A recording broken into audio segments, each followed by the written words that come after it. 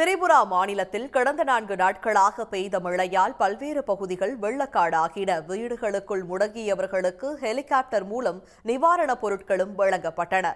திரிபுரா மாநிலத்தின் தாலை, கோபாய், தெற்கு, வடக்கு மற்றும் மேற்கு திரிபுரா, உனகோடி உள்ளிட்ட பகுதிகளில் கடந்த 5 நாட்களாக கனமழை பெய்தது. இதனால் பல குடியிருப்புகளை மழைநீர் சூழ்ந்ததால் மக்கள் வெளியே வர முடியாமல் வீடுகளுக்குள் முடங்கினர்.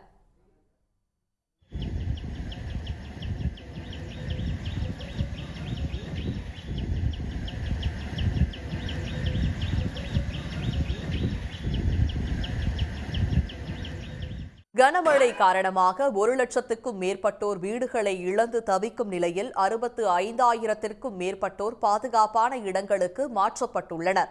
மழையால் பாதிக்கப்பட்ட பகுதிகளுக்கு அந்த மாநில முதலமைச்சர் மாணிக் சாகா ஹெலிகாப்டரில் சென்று ஆய்வு செய்தார்.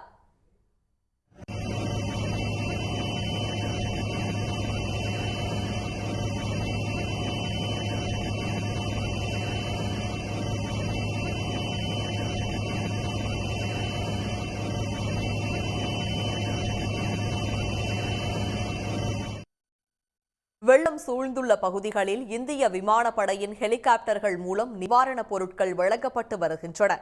இதுவரை 4,000 உணவுப் பொட்டலங்கள் விநியோகிக்கப்பட்டுள்ளதாகவும் தெரிவிக்கப்பட்டுள்ளது. கனமழையால் பாதிக்கப்பட்ட ரங்மாதி, ஜதன்பாரி, உதய்பூர் உள்ளிட்ட பகுதிகளில் 28 டன் நிவாரணப் பொருட்கள் வழங்கப்பட்டுள்ளதாக விமானப்படை தெரிவித்துள்ளது. தொடர் மழையால் தெற்கு திரிபுராவில் ஏற்பட்ட நிலச்சரிவில் குழந்தைகள் உட்பட 7 பேர் பரிதாபமாக உயிரிழந்தனர். பல இடங்களில் விவசாய நிலங்கள் முற்றிலுமாக சேதமடைந்து விட்டதாகவும் விவசாயிகள் வேதனை தெரிவித்துள்ளனர். உடனுக்குடன் செய்திகளை தெரிந்து கொள்ள சன் நியூஸ் பெல் ஐகானை கிளிக் பண்ணுங்க.